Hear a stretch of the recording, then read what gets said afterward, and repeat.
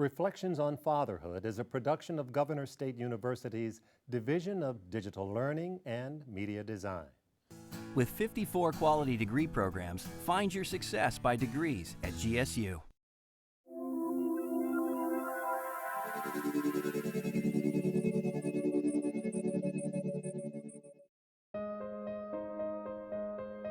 Reflections on Fatherhood with John W. Fountain.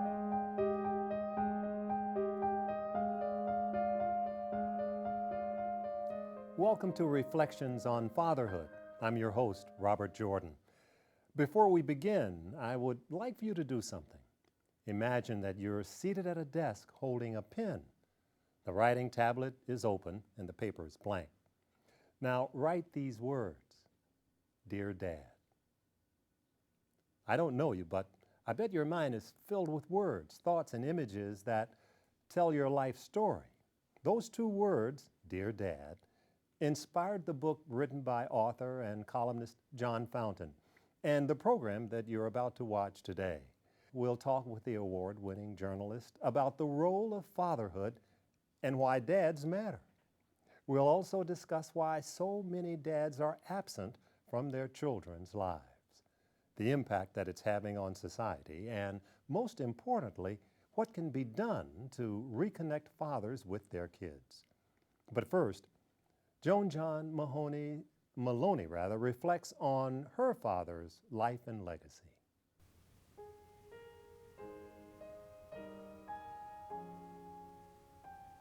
My dad, Edwin Janwick, was the 9th of 10 children of very poor Polish immigrants growing up on the north side of Chicago. My dad took on a lot of responsibility at a young age, so I think he became a very serious young man at a young age. He was the first to go to college in his family, very intelligent, and then he got drafted into World War II though, so he was in the Navy for about 3 years. By the time he met my mom, she was 19 at the time, he was 25. He was a veteran, he was a college grad, he had a good full-time job, he had a nice car.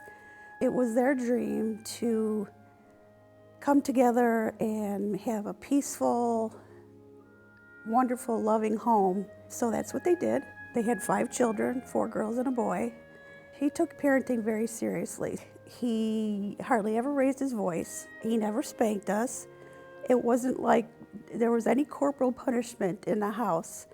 And we realized as we became adults that what we were afraid of was disappointing him, because he had high standards. He worked so hard to raise us. He loved us so much. He was always very affectionate, always telling us he loved us and hugging us and everything. He wasn't afraid to show his emotions. Getting in trouble meant letting him down and hurting him, hurting his feelings, because we had not followed the rules that he had laid out to protect us.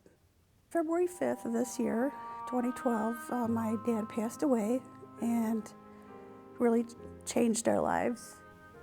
There's been a lot of reflection about what the kind of man that he was and what he gave to us through his life and his love for us. When we were all around him, one of my sisters kind of looked up and looked around because everybody was there, the grandchildren, the great-grandchildren, everybody. And she goes, boy, not a bad egg in the bunch. We all turned out really great. What a great legacy that is to Dad. And I really believe that was a wonderful legacy to him. It continues to be, it always will be, because he's just such a great man, such a great father. Nobody could ask for a better one.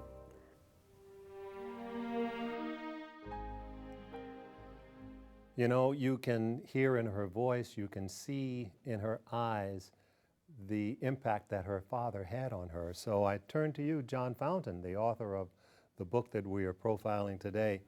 Why did you decide to write a book about dads? Quite frankly, it was moments like that I envisioned that might happen someday. I grew up without my father on the west side of Chicago. I grew up in a place called K-Town, where there was broken glass and poverty, a hyper-segregated community. But of all the things I experienced and all the things I saw growing up, the most devastating thing I think that ever happened to me was growing up without a father, was fatherlessness. I had a father who gave me his name, his DNA, but little else. And it was important for me along my journey into fatherhood, to becoming a father myself, to becoming a man, to be able to look back and to find some measure of healing, because I believed that the only way I was going to be a better father, the only way I was going to be a better man, is to find some healing and resolution. And so in finding that resolution, my hope was to help in this book begin a dialogue for those fathers who are abandoned to perhaps find their way back, who have abandoned their children, for folks who have need to forgive their fathers, to find a road to forgiveness, and also to celebrate this thing called fatherhood, which is wonderful and glorious, and I think sometimes underrated. When you reflect on your childhood, what was your relationship like with your father? I have two distinct memories of my father. One is I was 4 years old and he was being led out of our apartment in handcuffs. The next memory I have of my father, I'm 18 years old, standing over his coffin. He had been killed in an automobile accident, hurled from his car through the windshield, and died in Evergreen, Alabama. And I never got to have those conversations that I dreamed as a little boy I might someday have. I used to, as a little boy, thinking about who my father was, and I had vague memories of him. Sit on the front porch of our apartment building, watching the cars roll by, hoping one day that one of those cars would stop and this big strapping guy would get out and he'd be my father and he'd run and I'd run to him and he'd put his arms around me, but that never happened. It sounds like you were almost haunted by this absence. I think that is a wonderful way of putting it, and it so describes the kind of pain that haunted me for much of my childhood. And it was that haunting that led me to want to find answers as I became a man. The role of the father is tremendous. It is, as a journalist, as a wordsmith, I almost can't find the word for it. It is, fathers are sustenance. They are lifeblood to their children, whether it's their daughters or whether it's their sons, and modeling behavior for them. But I think the most important thing that we provide as fathers, as good fathers, it isn't the presents that we buy. It is our presence, being with our children and making memories with them. Now, when the biological father can't be there, is a surrogate sufficient, an uncle or a big brother or maybe a neighbor or someone? Can they take the place? Sufficient, I don't know if they are sufficient. There is, I have discovered, a hole, when you experience fatherlessness, a hole in your heart that I think can never be filled completely by someone else. And that's just John Fountain's opinion. But I also think that it is so important for men to step in and to be surrogates, whether it's an uncle or a grandfather, or whether it's a coach or a high school principal. And I had a collection of men in my life, men who were my principal, my grandfather who I modeled the way he walked and the way he sat and held his shoulders square, and I wanted to be just like him. And so it was very important, and I think it is essential, and not only for boys, but for girls. Well, we heard Joan Johns Maloney talk about the impact of her father. What do we know about families where fathers were absent? What do we know about outcomes for children in those instances? Children are more likely to be truant, less likely to do well in school, more likely to be involved in criminal activity. If you look at the state penitentiaries, there's a direct correlation between the lack of education and the absence of fathers with many of those folks who are doing time. So again, father is absolutely critical to our lives. we're talking about boys here primarily, but girls. Yes. We always hear daddy's girl and expressions like that. What's the relationship? How important is the dad in the home in those cases? I believe it is the same. Boys need different things from their father. My son likes to wrestle, and he takes Taekwondo, and he likes to kick me, and so on. And there are lots of things he likes to do. My daughter likes it when I take her downtown and take her to a restaurant, and I buy things for her. And I see a visible difference when she's running cross country and running track and coming around for the last part of the race, and I'm there cheering her on. There is a direct connection between my voice and how fast her legs move, truly. So I know that we have a great power in our presence, in our words, and in our love as fathers. As the father of a daughter, I can remember if my daughter ever did something wrong, all I had to do was just frown and raise my voice, and she could be brought to tears. So fathers do have a strong impact on daughters as well. Yes, yes, indeed. And it works the opposite. When I tell her how proud I am of her, when I kiss her on the forehead at night, and the kind of security we provide as fathers, knowing that children know when they're in our presence that everything's okay. Yeah. Well, let's talk about this next instance. Torrey Castagnaro explains that forgiveness is the necessary step that everyone must take to move beyond the pain of the past.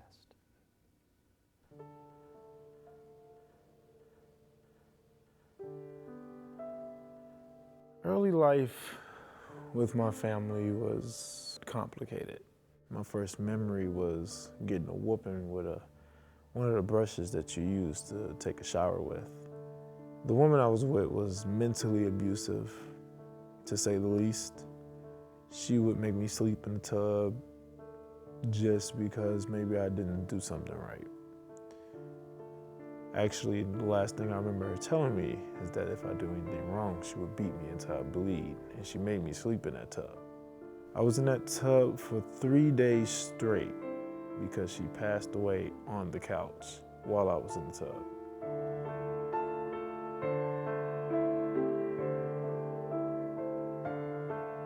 When I turned 11, I always asked about that woman that passed out on the couch and had me sleeping in the tub.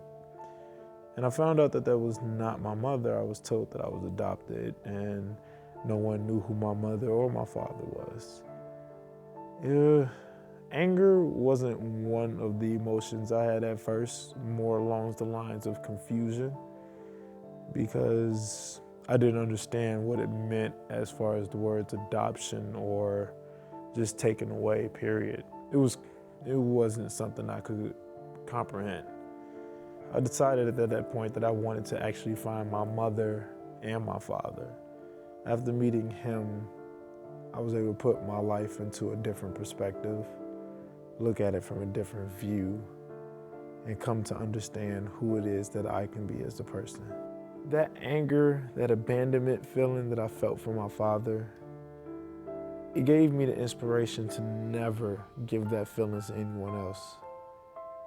And it made me realize that if I ever had a kid, or whenever I have a kid, that kid would never feel the same way I felt. But in order to make sure that my kid didn't feel that, I had to first get over my own feelings. And I couldn't do that until I forgave him before I even met him. I actually did forgive him.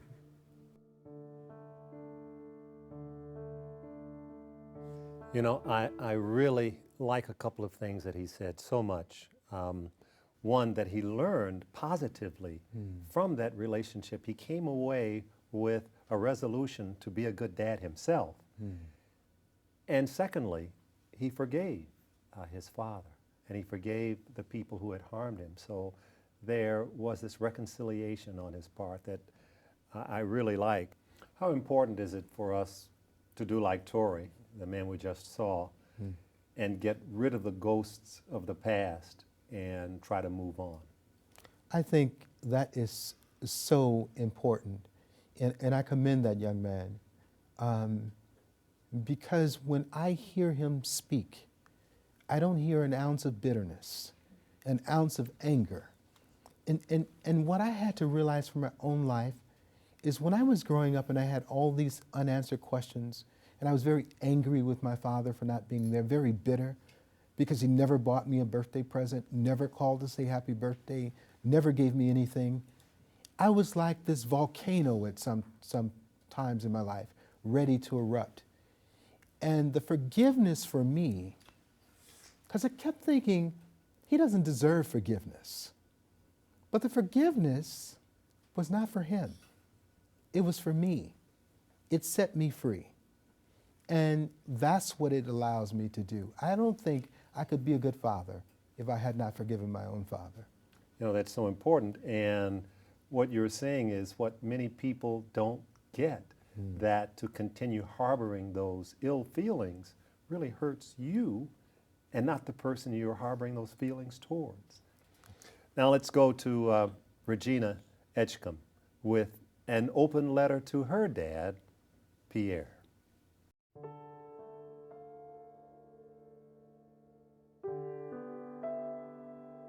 Dear Pierre, how are you? There's so many things that I want to tell you.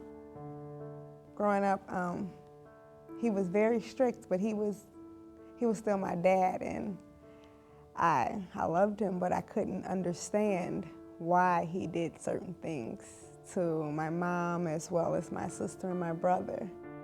What is it about me or my mom or my sister and my brother that you just couldn't wake up smiling every day, or you just couldn't do what was right for us? I know now what I didn't know back then is that he was addicted to crack cocaine, him as well as my mother. She overcame hers, but I'm not sure if he has overcame his or not, because I haven't spoke to him in about 12 years. So I know he's somewhere in Oakland, California. I try to call him and no answer. And I pray to God that you will find me so that I can introduce you to my kids, your grandkids, my husband. I've held this grudge for a long time about, I would say many nights, I hate him. How could he ever do this? But now if Jesus can come here and die for everything that we do, who am I to hold a grudge? I want to tell you about your grandkids. I want to tell you about your wonderful son-in-law, a son-in-law that you would probably be proud to call son. He's the most wonderful man and dad, husband that I've ever seen. I think he needs to be the role model for the perfect dad and perfect husband. He comes home, he's like, well, what do you need me to do? What do the kids need to do? He's at every sports event for the kids, every academic event. There's not a night that goes past that he doesn't go to my daughter's room and tuck her in and read her a story and kiss her forehead. Sometimes it's funny because when he's tucking her in and I'm looking through the door, I'm like, I wish that I could have had that bond with my father. I love you and I forgive you, and I'll never hold a grudge for you. If you were to walk in that door today, I would hug you and ask you never ever to leave me again. So everything that I went through, yes, it was hard. Yes, it hurt, but I'm being redeemed now because my future is still bright for me. Didn't matter what I went through then. I'm looking towards the future. Can we just start over? I love you. You know, that is so touching. Her plea, can we just start over? I love you. You can sense the anguish in her soul, yet she wants to forgive. She wants to move on. Clearly, parents have tremendous impacts on their children's lives. And in this case, she's dealing with the relationship with her father. which has made a tremendous impact. What can we do to break this cycle of fatherlessness? I think one of the things we can do to break the cycle is to celebrate fatherhood and to let men know how important it is to be a father and how great and wonderful it is to be a father. The pay is bad, and sometimes you don't feel like you matter, but you do matter. And I think sometimes fathers think men who choose not to be there, they can find 1,000,001 things to do besides being with their children. And what they don't realize is it's not the kid who's the only one missing out, but you're missing as a father precious moments with your children. And so it is important for us to restore, I think, fatherhood to its rightful place, and to encourage those who are great fathers to continue to be great fathers, and also to encourage those who have dropped the ball or abandoned ship to pick the ball up or to climb back aboard ship, to begin by saying, I'm sorry, and to recommit to their children. Let's move on now to our final story. Saroja Naidu is a young woman from the south of India, and she shares now how amazing it is that her father has been able to look beyond the culture's view of her role as a woman to see in her the real potential.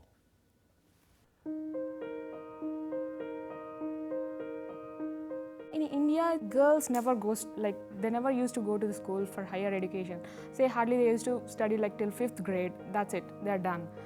Either they get married or they just stay at home and do all the household things. There are rare situations and rare conditions like where parents allow their daughters, they send to school at least for till 10th grade. That's so great. Like, see, my daughter did, like, she studied till like 10th grade. It's like so good for them. People are also changing, the culture is changing, but still some people, like even now if I go to my grandmom's village, they'll ask like, still your daughter is not get married, like what's wrong with you guys? Like she's almost 25, then she should have a couple of babies. Then it's like, my dad is like, no, you are my first child, so I treat you like son as well as like a daughter. So he gave me the best, like best education, best things, everything. Whatever I asked, he gave me a bike, he gave me the best education. And now like I asked for this thing, I want to study abroad, and now I'm here doing my master's. And further, I think he'll really cooperate like me getting my doctorate degree. My dad, he never treated me as a daughter, he always treated me as a son. So he's my hero.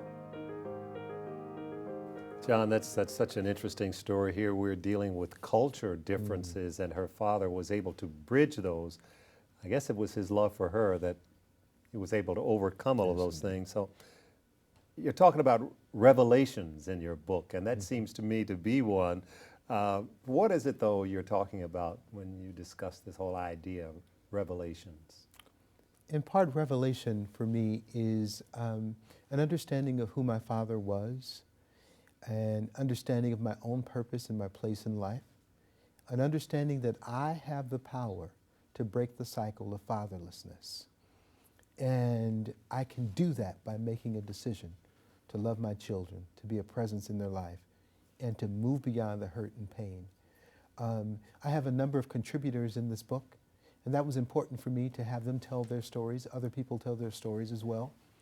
And as important for me is that when we talk about this pain of fatherlessness, that discussion, that dialogue needs to occur for us to find the healing, I believe. But if anyone listens to our stories or reads our stories and thinks that we are victims, they've missed the point. We're victors. We've overcome. The statistics say that I should be in prison, that I should not have become a national correspondent for the New York Times, that I should not have become a tenured full professor, that I should not be a columnist or an author or a publisher. But we have the ability to overcome even the difficulty of fatherlessness. We are all victors, not victims. And That's about all the time we have on this subject that we could spend hours discussing. But we don't want the conversation to end right here. We think that the dialogue should continue, and you should continue discussing it in your homes, with your families, and in communities as well. If you are a great dad, then please consider being a role model for a child whose dad is absent from his or her life. And if you are not presently taking part or have an active role in your child's life, then remember that it's never too late to reconnect, no matter what the circumstances. Your child needs you. You can start by picking up this very interesting book as a how-to manual. John, thank you so much. Thank you. Thank you. Keeping us thinking about this wonderful subject. Thank you. It's my good pleasure. Glad you could be with us tonight. And I'm Robert Jordan, and thank you so much for joining.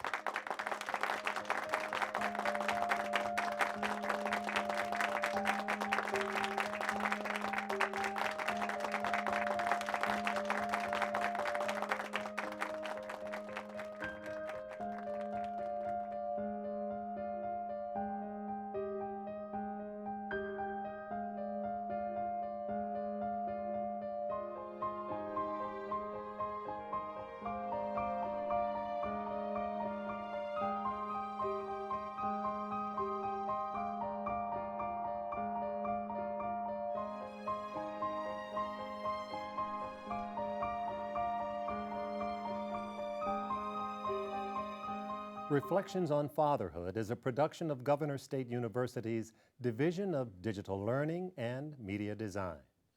With 54 quality degree programs, find your success by degrees at GSU.